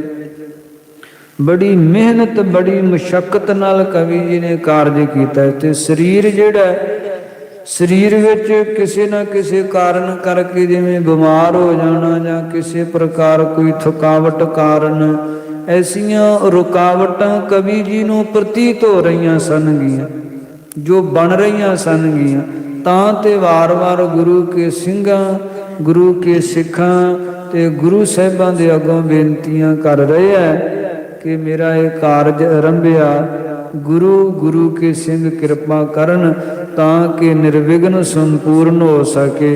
ਤੇ ਵੇਖੋ, ਜਿਸ ਸਾਲ ਇਹ ਗ੍ਰੰਥ ਪੂਰਾ ਹੁੰਦਾ ਹੈ ਨਾ, ਉਸੇ ਸਾਲ ਕਵੀ ਸੰਤੋਖ ਸਿੰਘ ਜੀ ਕੁਝ ਹੀ ਮਹੀਨਿਆਂ ਮਗਰੋਂ ਸੱਚਖੰਡ ਨੂੰ ਚਲੇ ਜਾਂਦੇ। ਕਵੀ ਸੰਤੋਖ ਸਿੰਘ ਜੀ ਕੁਝ ਹੀ ਮਹੀਨਿਆਂ ਮਗਰੋਂ ਸੰਸਾਰ ਤੋਂ ਚਾਲਾ ਪਾ ਜਾਂਦੇ। ਸੋ ਅਨੁਮਾਨ ਹੈ ਕਿ ਸਰੀਰ ਵਿੱਚ ਹੀ ਕਿਸੇ ਪ੍ਰਕਾਰ ਦੀਆਂ ਕੋਈ ਜਿਹੜੇ ਹੈ ਉਹ ਵਿਘਨ ਆਦਿ ਪੈ ਗਏ ਸਨਗੇ। ਜੇ ਸਮਾਂ ਅਫਸੋਸ ਕਿ ਸਮਾਂ ਹੋਰ ਮਿਲ ਜਾਂਦਾ ਕਵੀ ਜੀ ਨੂੰ, ਤੇ ਅਵਸ਼ ਹੀ ਕਵੀ ਜੀ ਇਸ ਗ੍ਰੰਥ ਨੂੰ ਦੁਬਾਰਾ ਅਧਿਐਨ ਕਰਦੇ, ਆਪ ਪੜ੍ਹਦੇ, ਆਪ ਸੁਧਾਈ ਕਰਦੇ, ਤੇ ਅਨੇਕਾਂ ਹੀ ਵਿੱਚੋਂ ਜਿਹੜੀਆਂ ਜਿਹਦੇ ਵਿੱਚ ਜਿਨ੍ਹਾਂ ਨੂੰ ਮਿਲਾਵਟਾਂ ਕਿਹਾ ਜਾਂਦਾ ਹੈ, ਇਹਦੇ ਵਿੱਚ ਮਿਲਾਵਟਾਂ ਹੋਈਆਂ ਗ੍ਰੰਥ ਦੇ ਵਿੱਚ, ਕਿਸੇ ਪ੍ਰਕਾਰ ਦੀਆਂ ਉਣਤਾਈਆਂ ਜਿਹੜੀਆਂ ਉਹ ਅਵਸ਼ ਹੀ ਨਿਕਲ ਜਾਂਦੀਆਂ। ਜੇ ਕਵੀ ਜੀ ਦੁਬਾਰਾ ਸਮਾਂ ਮਿਲਦਾ ਤੇ ਗ੍ਰੰਥ ਨੂੰ ਸੋਧ ਪਾਉਂਦੇ, ਪਰ ਸਮਾਂ ਮਿਲਿਆ ਨਹੀਂ, ਛਪਾਈ ਦਾ ਵੀ ਸਮਾਂ ਨਹੀਂ ਮਿਲਿਆ। ਜੇ ਹੱਥੀਂ ਕਵੀ ਜੀ ਛਪਾ ਜਾਂਦੇ ਗ੍ਰੰਥ, ਤੇ ਫਿਰ ਇਸ ਗ੍ਰੰਥ ਦੀ ਮਹਿਮਾ ਕੁਝ ਹੋਰ ਅਲੌਕਿਕ ਹੁੰਦੀ, ਪਰ ਸੁਧਾਈ ਦਾ ਵੀ ਸਮਾਂ ਨਹੀਂ ਮਿਲ ਪਾਇਆ, ਤੇ ਛਪਾਈ ਤਾਂ ਫਿਰ ਕਵੀ ਜੀ ਕਰਾ ਹੀ ਨਹੀਂ ਸਕੇ। ਮਗਰੋਂ ਗ੍ਰੰਥ ਦੀ ਛਪਾਈ ਹੋਈ ਹੈ। ਉਸੇ ਸਾਲ ਕੈਂਥਲ ਵਿੱਚ ਇਹ ਗ੍ਰੰਥ ਲਿਖਿਆ। ਰਾਜਾ ਉਦੈ ਸਿੰਘ ਨੇ ਸਾਰਾ ਉਦਮ ਕਰਵਾਇਆ ਕਵੀ ਜੀ ਦੇ ਕੋਲੋਂ, ਤੇ ਕੈਂਥਲ ਵਿੱਚ ਹਵੇਲੀ ਦਿੱਤੀ ਹੋਈ ਸੀ ਕਵੀ ਸੰਤੋਖ ਸਿੰਘ ਜੀ ਨੂੰ, ਉੱਥੇ ਗ੍ਰੰਥ ਦੀ ਸੰਪੂਰਨਤਾ ਹੋਈ। ਉਸੇ ਸਾਲ ਕਵੀ ਜੀ ਦਾ ਦੇਹਾਂਤ ਹੋ ਜਾਂਦਾ, ਸੱਚਖੰਡ ਨੂੰ ਚਲੇ ਜਾਂਦੇ ਆ। ਉਸੇ ਸਾਲ ਕੈਂਥਲ ਵਿੱਚ ਫਰੰਗੀਆਂ ਵੱਲੋਂ ਲੁੱਟ ਮਚ ਜਾਂਦੀ ਹੈ। ਇਹ ਗ੍ਰੰਥ ਅਵਸ਼ ਹੀ ਫਿਰੰਗੀਆਂ ਦੇ ਹੱਥ ਲੱਗ ਗਿਆ। ਜੋ ਮੂਲ ਗ੍ਰੰਥ ਸੀ ਕਵੀ ਸੰਤੋਖ ਸਿੰਘ ਜੀ ਦਾ ਲਿਖਿਆ ਹੋਇਆ, ਉਹ ਗ੍ਰੰਥ ਪੰਥ ਦੇ ਕੋਲ ਨਹੀਂ ਆਇਆ। ਜੋ ਮੂਲ ਗ੍ਰੰਥ ਸੀ ਉਹ ਗ੍ਰੰਥ ਅਵਸ਼ ਹੀ ਫਿਰੰਗੀਆਂ ਦੇ ਹੱਥ ਲੱਗਾ। ਉਹਦੇ ਉਤਾਰੇ ਮਿਲਦੇ, ਹੱਥ ਲਿਖਤ ਵੀ ਮਿਲਦੀਆਂ ਇਹ ਗ੍ਰੰਥ ਦੀਆਂ, ਜਿਹੜੀਆਂ ਉਤਾਰੇ ਮਿਲਦੇ ਹੈ, ਪਰ ਜੋ ਮੂਲ ਸੀ ਕਵੀ ਸੰਤੋਖ ਸਿੰਘ ਜੀ ਦਾ ਲਿਖਿਆ ਹੋਇਆ, ਕਿਉਂਕਿ ਉਸੇ ਸਾਲ ਹੀ ਕੈਂਥਲ ਵਿੱਚ ਲੁੱਟ ਮਚ ਗਈ। ਰਾਜਾ ਉਦੈ ਸਿੰਘ ਜੀ ਵੀ ਇਸ ਗ੍ਰੰਥ ਦੀ ਛਪਵਾਈ ਜਿਹੜੀ ਆ ਮਗਰੋਂ ਕਰਾ ਨਹੀਂ ਪਾਏ। ਸੋ ਕੋਈ ਕੁਦਰਤੀ ਐਸੀ ਜਿਹੜੀ ਹੈ ਪਰਮੇਸ਼ਰ ਦਾ ਭਾਣਾ ਸੀ, ਜਿਸ ਕਾਰਨ ਨਾ ਸੁਧਾਈ ਕਵੀ ਜੀ ਕਰ ਸਕੇ, ਨਾ ਛਪਵਾ ਸਕੇ। ਆਪ ਵੀ ਸੱਚਖੰਡ ਨੂੰ ਚਲੇ ਗਏ। ਕੈਂਥਲ ਵਿੱਚ ਲੁੱਟ ਮਚ ਗਈ। ਮਗਰੋਂ ਜੋ ਵਿੱਚ ਮਿਸ਼ਟੇਕਾਂ ਮਿਲਦੀਆਂ ਹਨਗੀਆਂ ਉਹ ਅਵਸ਼ਯ ਹੀ ਐਸਾ ਮੰਨਣਾ ਹੈ ਵਿਦਵਾਨਾਂ ਦਾ ਕਿ ਫਿਰੰਗੀਆਂ ਦੇ ਕਾਲ ਇਹ ਮਿਲਾਵਟਾਂ ਹੋਈਆਂ ਹਨਗੀਆਂ, ਉਹਨਾਂ ਨੇ ਕਰਵਾਈਆਂ ਹਨਗੀਆਂ ਅੰਗਰੇਜ਼ਾਂ ਨੇ। ਕਿਉਂ? ਗੁਰੂ ਕਾ ਇਤਿਹਾਸ ਹੀ ਗੁਰੂ ਕੀ ਤਾਕਤ ਹੈ। ਜੇ ਗੁਰਬਾਣੀ ਗੁਰੂ ਕੇ ਪੰਥ ਦੀ ਸ਼ਕਤੀ ਹੈ, ਜੇ ਗੁਰਬਾਣੀ ਗੁਰੂ ਕੇ ਪੰਥ ਦੀ ਸ਼ਕਤੀ ਹੈ ਤੇ ਗੁਰ ਇਤਿਹਾਸ ਜਿਹੜਾ ਹੈ ਇਹ ਵੀ ਪੰਥ ਦਾ ਜੀਵਨ ਹੈ। ਗੁਰਾਂ ਦਾ ਇਤਿਹਾਸ ਪੰਥ ਦਾ ਇਹ ਵੀ ਇੱਕ ਅੰਗ ਹੈ ਜਿਹਦੇ ਵਿੱਚ ਹਰ ਤਰ੍ਹਾਂ ਦੀਆਂ ਹੀ ਮਿਲਾਵਟਾਂ ਫਿਰੰਗੀਆਂ ਵੱਲੋਂ ਕਰਨ ਦਾ ਯਤਨ ਕੀਤਾ ਗਿਆ ਹੈ। ਇਸੇ ਕਰਕੇ ਵਿੱਚ ਕੁਝ ਮਿਸਟੇਕਾਂ ਮਿਲਦੀਆਂ ਹਨਗੀਆਂ। ਸੁਰੋ ਵਿਚਾਰ ਕਵੀ ਜੀ ਵਾਰ-ਵਾਰ ਵੇਖੋ ਬੇਨਤੀਆਂ ਪਏ ਕਰ ਰਹੇ ਹਨ। ਜਿਸ ਮਹਿ ਸਤਿਗੁਰ ਕੋ ਜਸ ਰੂਰਾ। ਜਿਸ ਗ੍ਰੰਥ ਵਿੱਚ ਸਤਿਗੁਰਾਂ ਦਾ ਜਸ ਬੜਾ ਰੂਰਾ ਹੈ, ਬੜਾ ਸੁੰਦਰ ਹੈ। ਇਹ ਗ੍ਰੰਥ ਮੇਰਾ ਪੂਰਾ ਹੋ ਜਾਵੇ। ਗੁਰੂ ਕਿਰਪਾ ਕਰਨ, ਗੁਰੂ ਕੇ ਸਿੰਘ ਵਰਦਾਨ ਦੇਣ ਕਿ ਇਹ ਨਿਰਵਿਘਨ ਸੰਪੂਰਨ ਹੋ ਜਾਵੇ। ਤੇ ਬੇਨਤੀਆਂ ਕਵੀ ਜੀ ਦੀਆਂ ਪ੍ਰਵਾਨ ਹੋਈਆਂ ਵੀ, ਅਧੂਰਾ ਨਹੀਂ ਰਿਹਾ। ਇਹ ਗ੍ਰੰਥ ਸੰਪੂਰਨ ਲਿਖਣ ਉਪਰੰਤ ਕੁਝ ਮਹੀਨਿਆਂ ਮਗਰੋਂ ਹੀ ਫਿਰ ਸੱਚਖੰਡ ਨੂੰ ਗਏ ਹੈ। ਗ੍ਰੰਥ ਦੀ ਸੰਪੂਰਨਤਾ ਗੁਰੂ ਕੀ ਕਿਰਪਾ, ਗੁਰੂ ਪੰਥ ਦੀ ਕਿਰਪਾ ਦੇ ਨਾਲ ਕਵੀ ਜੀ ਦੀਆਂ ਬੇਨਤੀਆਂ ਪ੍ਰਵਾਨ ਹੋਈਆਂ ਤੇ ਗ੍ਰੰਥ ਸੰਪੂਰਨ ਹੋਇਆ। ਸੰਤ ਸਿੰਘ ਗੁਰ ਅਖਰ ਦਾਤਾ। ਕਵੀ ਜੀ ਆਪਣੇ ਵਿਦਿਆ ਦਾਤੇ ਗੁਰੂ ਨੂੰ ਨਮਨ ਕਰਦੇ ਆ ਤੇ ਕਹਿੰਦੇ ਆ ਕਿ ਗੁਰ ਅਖਰ ਦਾਤਾ, ਜਿਨ੍ਹਾਂ ਨੇ ਮੈਨੂੰ ਇਹ ਵਿਦਿਆ ਪੜ੍ਹਾਈ, ਜੋ ਮੇਰੇ ਵਿਦਿਆ ਗੁਰੂ ਹੋਏ, ਜੋ ਪੂਰਨ ਬ੍ਰਹਮ ਗਿਆਨੀ ਸਨਗੇ ਸੰਤ ਸਿੰਘ ਜੀ। ਗੁਰੂ ਕਵੀ ਜੀ ਦੇ ਗੁਰੂ ਹੋਏ ਆ ਵਿਦਿਆ ਦਾਤੇ ਸੰਤ ਸਿੰਘ ਜੀ, ਜਿਨ੍ਹਾਂ ਦੁਆਰਾ ਕਵੀ ਜੀ ਕਹਿੰਦੇ ਮੈਂ ਵਿਦਿਆ ਅਧਿਐਨ ਕੀਤੀ ਪੜ੍ਹੀ। ਨਮੋ ਕਰੋ ਤਿਨ ਪਦ ਜਲ ਜਾਤਾ। ਉਹਨਾਂ ਸੰਤ ਸਿੰਘ ਜੀ ਦੇ ਚਰਨਾਂ ਕਵਲਾਂ ਤੇ ਜਲ ਜਾਤਾ ਨਾਮ ਕਵਲ ਦਾ ਹੈ, ਪਦ ਨਾਮ ਚਰਨਾਂ ਦਾ। ਤਿਨਾਂ ਦੇ ਚਰਨਾਂ ਕਵਲਾਂ ਤੇ ਮੈਂ ਨਮੋ ਨਮਸਕਾਰ ਕਰਦਾ ਹਾਂ। ਦੇਵਾ ਸਿੰਘ ਪਿਤਾ ਮਮ ਨਾਮੋ। ਸੋ ਮੈਂ ਆਪਣੇ ਮਾਤਾ ਪਿਤਾ ਨੂੰ ਵੀ ਪ੍ਰਣਾਮ ਕਰਦਾ ਹਾਂ, ਜਿਨ੍ਹਾਂ ਨੇ ਮੇਰੇ ਮਾਤਾ ਪਿਤਾ ਦੀ ਵੀ ਮੇਰੇ ਤੇ ਬੜੀ ਵੱਡੀ ਪਰਉਪਕਾਰਤ ਹੈ, ਜਿਨ੍ਹਾਂ ਨੇ ਮੈਨੂੰ ਸੰਸਾਰ ਵਿੱਚ ਲਿਆਂਦਾ। ਪਰਮੇਸ਼ਰ ਦੀ ਕਿਰਪਾ ਦੇ ਨਾਲ ਹੀ ਮਾਤਾ ਪਿਤਾ ਨੇ ਮੈਨੂੰ ਇਸ ਸੰਸਾਰ ਵਿੱਚ ਲਿਆਂਦਾ, ਭਾਵ ਮਨੁੱਖਾ ਜਨਮ ਜਿਨ੍ਹਾਂ ਮਾਤਾ ਪਿਤਾ ਦੁਆਰਾ ਮੈਨੂੰ ਪ੍ਰਾਪਤ ਹੋਇਆ ਦੁਰਲਭ। ਤੇ ਇਸ ਮਨੁੱਖਾ ਜਨਮ ਦੁਆਰਾ ਗੁਰ ਇਤਿਹਾਸ ਲਿਖਣ ਦੀ ਸੇਵਾ ਦਾ ਸ਼ੁਭ ਅਵਸਰ ਮੈਨੂੰ ਮਿਲਿਆ ਤੇ ਇਹ ਸੇਵਾ ਮੈਂ ਕਮਾ ਸਕਿਆ। ਸੋ ਮਾਤਾ ਪਿਤਾ ਦਾ ਵੀ ਬਹੁਤ ਵੱਡਾ ਮੇਰੇ ਤੇ ਪਰਉਪਕਾਰ ਹੈ। ਮਾਤਾ ਪਿਤਾ ਦਾ ਵੀ ਬਹੁਤ ਵੱਡਾ ਉਪਕਾਰ ਰਿਣ ਜੋ ਮੈਂ ਕਦੇ ਉਤਾਰ ਨਹੀਂ ਸਕਦਾ। ਇਸ ਵਾਸਤੇ ਮੈਂ ਆਪਣੇ ਪਿਤਾ ਨੂੰ ਕਵੀ ਜੀ ਕਹਿੰਦੇ ਨਮਸਕਾਰ ਕਰਦਾ ਹਾਂ। ਦੇਵਾ ਸਿੰਘ ਪਿਤਾ ਮਮ ਨਾਮ। ਮੇਰੇ ਪਿਤਾ ਦਾ ਨਾਮ ਭਾਈ ਦੇਵਾ ਸਿੰਘ ਜੀ ਸੀ। ਤਿਨ ਕੇ ਪਦ ਅਰਬਿੰਦ ਪ੍ਰਣਾਮੋ। ਉਹਨਾਂ ਦੇ ਮੈਂ ਆਪਣੇ ਪਿਤਾ ਜੀ ਦੇ ਚਰਨਾਂ ਤੇ ਵੀ ਪ੍ਰਣਾਮ ਕਰਦਾ ਹਾਂ, ਨਮਸਕਾਰ ਕਰਦਾ ਹਾਂ। ਨਿਜ ਮਾਤਾ ਕੋ ਕਰ ਅਬ ਬੰਦਨ। ਮੈਂ ਆਪਣੀ ਮਾਤਾ ਨੂੰ ਵੀ ਅਬ ਬੰਦਨ ਕਰਦਾ ਹਾਂ, ਨਮਸਕਾਰ ਕਰਦਾ ਹਾਂ। ਮਾਤਾ ਜੀ ਦਾ ਵੀ ਬਹੁਤ ਵੱਡਾ ਪਰਉਪਕਾਰ ਹੈ, ਜਿਨ੍ਹਾਂ ਨੇ ਮੈਨੂੰ ਜਨਮ ਦਿੱਤਾ, ਜਿਨ੍ਹਾਂ ਨੇ ਮੇਰੀ ਪਰਵਰਿਸ਼ ਕੀਤੀ ਤਾਂ ਕਿ ਗਾਂ ਚੱਲ ਕੇ ਫਿਰ ਮੈਂ ਇਹ ਗੁਰਮਤਿ ਦੀ ਵਿਦਿਆ ਅਧਿਐਨ ਕਰਕੇ ਗੁਰੂ ਵਾਲਾ ਬਣ ਕੇ ਗੁਰ ਇਤਿਹਾਸ ਲਿਖਣ ਦੀ ਸੇਵਾ ਕਮਾ ਸਕਿਆ ਹਾਂ। ਸੋ ਮਾਤਾ ਪਿਤਾ ਜੀ ਦਾ ਬਹੁਤ ਵੱਡਾ ਮੇਰੇ ਤੇ ਉਪਕਾਰ ਹੈ। ਮੈਂ ਮਾਤਾ ਪਿਤਾ ਜੀ ਨੂੰ ਵੰਦਨਾ ਕਰਦਾ ਹਾਂ, ਅਬ ਹਿਰਦੇ ਕਰਕੇ ਨਮਸਕਾਰ ਕਰਦਾ ਹਾਂ। ਕਥੋਂ ਕਥਾ ਕਲ ਕਲਖ ਨਿਕੰਦਨ।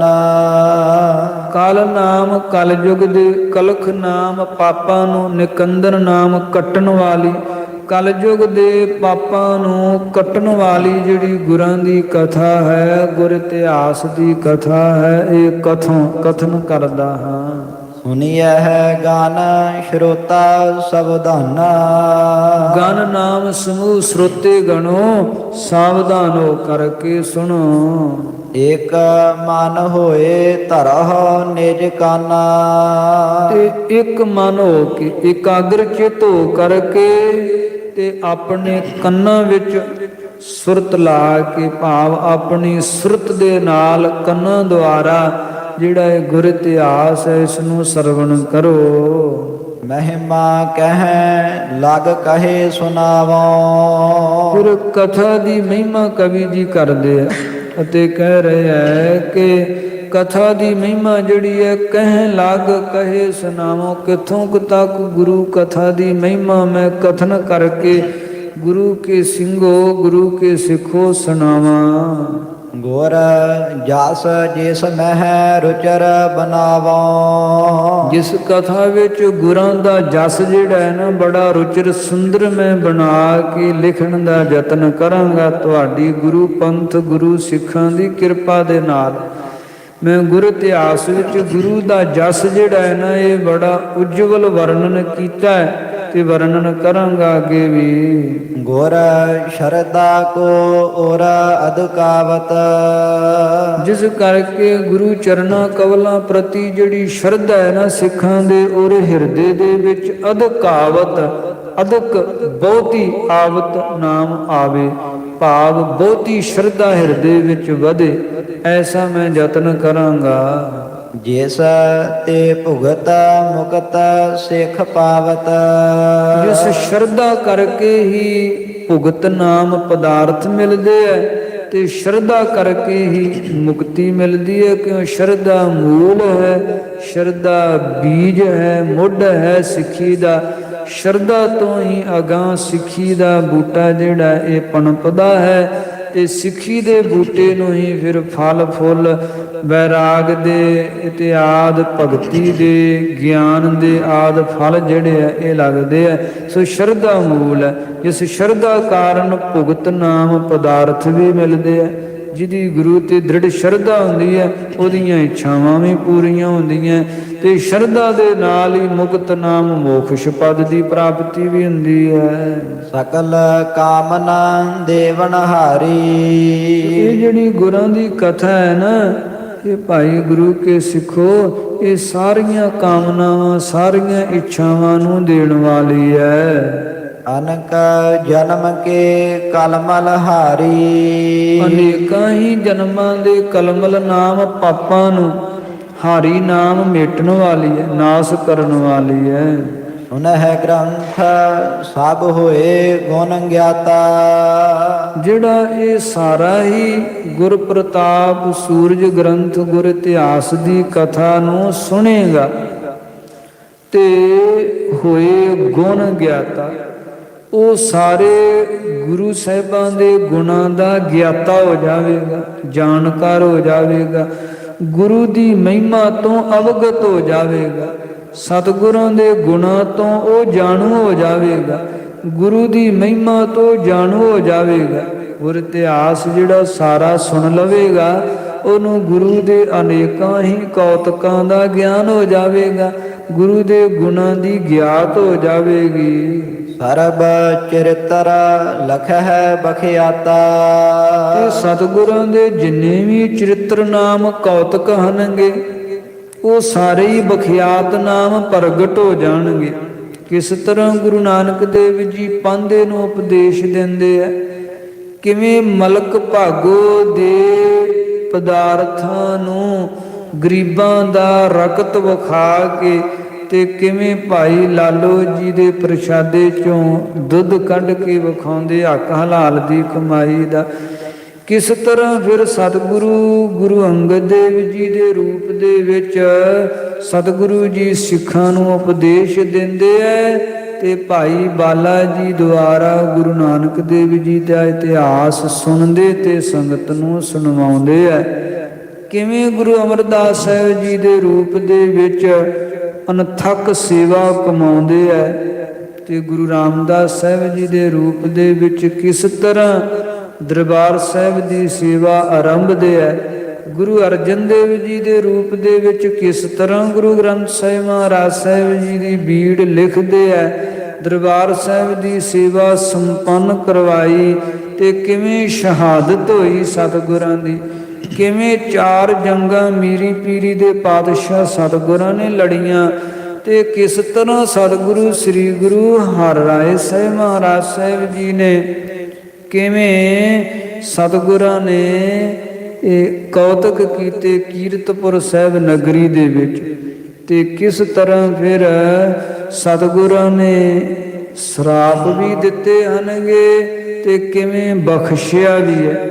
ਜੋ ਸਤਿਗੁਰਾਂ ਦਾ ਭਾਈ ਭਗਤੂ ਦਾ ਪੁੱਤਰ ਹੈ ਨਾ, ਭਾਈ ਜੀਵਨ ਦਾ ਭਰਾ ਹੈ, ਤੇ ਕਿਸ ਤਰ੍ਹਾਂ ਉਸ ਨੂੰ ਸਤਿਗੁਰਾਂ ਨੇ ਪ੍ਰਥਮ ਗੁਰੂ ਕੇ ਸਿੱਖ ਨੂੰ ਉਸਨੇ ਸ਼ਹੀਦ ਕੀਤਾ, ਭਾਵ ਮਾਰਿਆ, ਤੇ ਕਿਵੇਂ ਗੁਰਾਂ ਵੱਲੋਂ ਸਰਾਪਿਆ ਗਿਆ, ਤੇ ਕਿਵੇਂ ਗੁਰੂ ਦੀ ਸੇਵਾ ਵਿੱਚ ਹਾਜ਼ਰ ਰਹਿਣੇ ਕਰਕੇ ਫਿਰ ਬਖਸ਼ਿਆ ਵੀ ਗਿਆ, ਤੇ ਕਿਵੇਂ ਗੁਰੂ ਹਰਿਰਾਏ ਸਾਹਿਬ ਜੀ ਦੇ ਰੂਪ ਦੇ ਵਿੱਚ ਫਿਰ ਕਾਲੇ ਦੇ ਭਤੀਜਿਆਂ ਨੂੰ ਜਿਹੜੇ ਗਰੀਬ ਸਨ ਉਹਨਾਂ ਨੂੰ ਪਾਤਸ਼ਾਹੀਆਂ ਬਖਸ਼ੀਆਂ, ਤੇ ਕਿਹਾ ਜਮਨਾ ਤੱਕ ਇਹਨਾਂ ਦੇ ਘੋੜੇ ਜਿਹੜੇ ਐ ਉਹ ਪਾਣੀ ਪੀਆ ਕਰਨਗੇ। ਤੇ ਉਹ ਬਚਨ ਜਿਵੇਂ ਸਤਿਗੁਰਾਂ ਦੇ ਸੱਤਿਆ ਹੋਏ, ਇਹ ਪਟਿਆਲਾ ਨਾਭਾ ਜੀਂਦ ਆਦਿ ਰਿਆਸਤਾਂ ਕਾਇਮ ਹੋਈਆਂ ਕਾਲੇ ਦੇ ਭਤੀਜਿਆਂ ਦੀਆਂ। ਕਿਵੇਂ ਗੁਰੂ ਹਰਿਕ੍ਰਿਸ਼ਨ ਸਾਹਿਬ ਜੀ ਦੇ ਸਰੂਪ ਦੇ ਵਿੱਚ ਇੱਕ ਚੀਵਰ ਦੇ ਕੋਲੋਂ ਗੀਤਾ ਦੇ ਅਰਥ ਪਏ ਕਰਵਾ ਰਹੇ ਹੈ, ਤੇ ਕਿਵੇਂ ਮਹਾਂਮਾਰੀ ਫੈਲੀ ਦਿੱਲੀ ਦੇ ਵਿੱਚ ਚਰਨ ਪੌਣ ਦੇ ਕੇ ਰੋਗ ਹਰ ਰਹੇ ਹਨਗੇ। ਕਿਵੇਂ ਗੁਰੂ ਤੇਗ ਬਹਾਦਰ ਸਾਹਿਬ ਜੀ ਦੇ ਰੂਪ ਦੇ ਵਿੱਚ ਤਿਲਕ ਜੰਝੂ ਦੀ ਰਾਖੀ ਕਰਦੇ ਆ, ਤੇ ਕਿਵੇਂ ਫਿਰ ਕਲਗੀਧਰ ਪਾਤਸ਼ਾਹ ਦੇ ਸਰੂਪ ਦੇ ਵਿੱਚ ਖਾਲਸਾਈ ਪੰਥ ਦੀ ਸਿਰਜਣਾ ਕਰਦੇ ਆ। ਸੋ ਇਹ ਸਾਰਾ ਹੀ ਜਿਹੜਾ ਗੁਰੂ ਸਾਹਿਬਾਂ ਦਾ ਇਤਿਹਾਸ ਹੈ, ਗੁਰਾਂ ਦੇ ਅਸਚਰਜਤਾ ਭਰੇ ਚਰਿੱਤਰ ਹੈ, ਗੁਰਾਂ ਦੇ ਅਸਚਰਜਤਾ ਭਰੇ ਕੌਤਕ ਹੈ ਨਾ, ਉਹਨਾਂ ਦੀ ਗਿਆਤ ਹੋ ਜਾਵੇਗੀ ਜਿਹੜਾ ਇਹ ਗੁਰ ਇਤਿਹਾਸ ਨੂੰ ਸੁਣੇਗਾ, ਸਾਰਾ ਗ੍ਰੰਥ ਸੁਣੇਗਾ। ਦੁਸ਼ਟ ਬਿਡਾਰਨ ਦਾਸ ਉਦਾਹਰਨ। ਕਿਵੇਂ ਦੁਸ਼ਟਾਂ ਦਾ ਵਿਨਾਸ਼ ਕਰਦੇ ਆ ਕਲਗੀਧਰ ਪਾਤਸ਼ਾਹ, ਤੇ ਕਿਵੇਂ ਦਾਸਾਂ ਦਾ ਉਧਾਰ ਕਰਦੇ ਆ ਗੁਰੂ। ਇਤਿਆਦਿਕ ਕੀਨੇ ਜਿਮ ਕਾਰਨ। ਇਤਿਆਦ ਜਿਵੇਂ ਵੀ ਸਤਿਗੁਰਾਂ ਨੇ ਅਨੇਕਾਂ ਹੀ ਕੌਤਕ ਕੀਤੇ, ਅਨੇਕਾਂ ਕਾਰਨ ਸਤਿਗੁਰਾਂ ਨੇ ਵਰਤਾਏ। ਹੁਣ ਹੈ ਸਰਬ ਕੋ ਸਾਰ ਪਛਾਨੈ। ਜਦੋਂ ਸਾਰੇ ਇਸ ਗ੍ਰੰਥ ਨੂੰ ਕੋਈ ਸਰਵਣ ਕਰ ਲਵੇਗਾ, ਕਵੀ ਜੀ ਕਥਨ ਕਰਦੇ ਸਰੋਤਾ ਬਣ ਕੇ ਸਾਰਾ ਗ੍ਰੰਥ ਸਰਵਣ ਕਰ ਲਵੇਗਾ, ਉਹ ਫਿਰ ਸਾਰ ਨੂੰ ਤਤ ਨੂੰ ਪਛਾਣ ਲਵੇਗਾ। ਤੇ ਇਹੀ ਕਾਰਨ ਹੈ ਸਦ ਸੰਗਤ ਕਿ ਸਾਰਾ ਕੋਈ ਨਾ ਪੜ ਪਾਉਂਦਾ, ਨਾ ਸਾਰਾ ਕੋਈ ਸੁਣ ਪਾਉਂਦਾ, ਵਿੱਚੋਂ ਵਿੱਚੋਂ ਗੱਲਾਂ ਕੱਢ ਕੇ ਦੋ ਪੜੀਆਂ ਤੇ ਤਰਕਾਂ ਕਰਦੇ ਐ, ਹੁਜਤਾਂ ਕਰਦੇ ਐ। ਇਹ ਬ੍ਰਾਹਮਣਵਾਦ ਹੈ, ਇਹ ਗਲਤ ਲਿਖ ਦਿੱਤਾ ਹੈ, ਇਹ ਗੁਰਮਤਿ ਨਾਲ ਸੰਬੰਧਿਤ ਨਹੀਂ ਹੈ, ਇਹ ਇਥੋਂ ਕਵੀ ਸੰਤੋਖ ਸਿੰਘ ਨੇ ਗਲਤ ਲਿਖਿਆ ਹੈ। ਇਹ ਅਧੂਰੇ ਕਾਰਨ ਤੇ ਅਧੂਰਾ ਗਿਆਨ ਹੀ ਜੀਵ ਦੇ ਪਤਨ ਦਾ ਕਾਰਨ ਬਣਦਾ ਹੈ, ਕਿਉਂਕਿ ਅਧੂਰਾ ਗਿਆਨ ਹੀ ਦੋ ਧਾਰੀ ਤਲਵਾਰ ਕਹਿਲਵਾਉਂਦਾ। ਇਸ ਵਾਸਤੇ ਕਵੀ ਜੀ ਕਥਨ ਕਰਦੇ ਜਿਹੜਾ ਸਾਰਾ ਪੜ ਲਵੇਗਾ, ਵਿੱਚ ਹਾਂ ਖੁਨਾਮੀਆਂ ਹੋ ਸਕਦੀਆਂ, ਕੋਈ ਕੁਤਾਈਆਂ ਹੋਈਆਂ ਹੋਣਗੀਆਂ, ਪਰ ਜਿਹੜਾ ਸਾਰਾ ਪੜ੍ਹੇਗਾ, ਸਾਰੇ ਨੂੰ ਪੜ੍ਹ ਕੇ ਤਥਾ ਸੁਣ ਕੇ ਵਿਚਾਰੇਗਾ, ਤੇ ਉਹ ਸਾਰ ਜੋ ਇਹਦੇ ਵਿੱਚ ਨਿਚੋੜ ਦੱਸਿਆ ਗਿਆ, ਉਹ ਗੁਰੂ ਦੀ ਮਹਿਮਾ ਵਰਣਨ ਕੀਤੀ ਹੈ, ਗੁਰੂ ਦੇ ਇਤਿਹਾਸ ਤੋਂ ਅਵਗਤ ਕਰਾਇਆ ਹੈ, ਗੁਰੂ ਦੀ ਮਹਿਮਾ ਵਰਣਨ ਕੀਤੀ ਹੈ। ਇਸ ਸਾਰ ਨੂੰ ਉਹ ਪਛਾਣ ਲਵੇਗਾ। ਪੁੰਨ ਉਪਾਏ ਪਾਪ ਗਨ ਹਾਨੈ। ਫਿਰ ਗੁਰੂ ਦਾ ਜਸ ਹੀ ਸੁਣਨਾ ਹੈ। ਇਹ ਗ੍ਰੰਥ ਨੂੰ ਸਾਰੇ ਨੂੰ ਪੜ੍ਹਨਾ ਤਥਾ ਸੁਣਨਾ, ਗੁਰੂ ਦੀ ਮਹਿਮਾ ਹੀ ਸੁਣੀ ਜਾਣੀ ਹੈ ਨਾ। ਗੁਰੂ ਦਾ ਵਾਰ-ਵਾਰ ਨਾਮ ਸੁਣਨਾ ਹੈ, ਗੁਰੂ ਦੀ ਵਾਰ-ਵਾਰ ਮਹਿਮਾ ਸੁਣਨੀ ਹੈ, ਤੇ ਕਿਉਂ ਨਾ ਪਾਪ ਹਾਨ ਹੋਣਗੇ। ਅਵශ්‍ය ਹੁੰਦੇ। ਕਵੀ ਜੀ ਕਹਿੰਦੇ ਇਸ ਜਿਹੜੇ ਇਤਿਹਾਸ ਦੀ ਕਥਾ ਸਰਵਣ ਕਰਨ ਦੇ ਨਾਲ ਪਾਪ ਗਨ ਹਨ, ਸਮੂਹ ਪਾਪ ਨਾਸ ਹੋ ਜਾਂਦੇ ਆ ਸਰਵਣ ਕਰਦਿਆਂ ਕਰਦਿਆਂ। ਕਿ ਸਰਵਣ ਕਰਦਿਆਂ ਪਾਪ ਮਿਟਦੇ। ਧੰਨ ਗੁਰੂ ਨਾਨਕ ਦੇ ਪਾਤਸ਼ਾਹ ਜੀ ਨੇ ਤਾਂ ਆਦ ਗੁਰਬਾਣੀ ਧੰਨ ਗੁਰੂ ਸ੍ਰੀ ਗੁਰੂ ਗ੍ਰੰਥ ਸਾਹਿਬ ਜੀ ਵਿੱਚ, ਸ੍ਰੀ ਜਪਜੀ ਸਾਹਿਬ ਜੀ ਦੀ ਗੁਰਬਾਣੀ ਵਿੱਚ ਵੀ ਕਿਹਾ ਕਿ ਸੁਣਿਆ ਦੁਖ ਪਾਪ ਕਾ ਨਾਸ।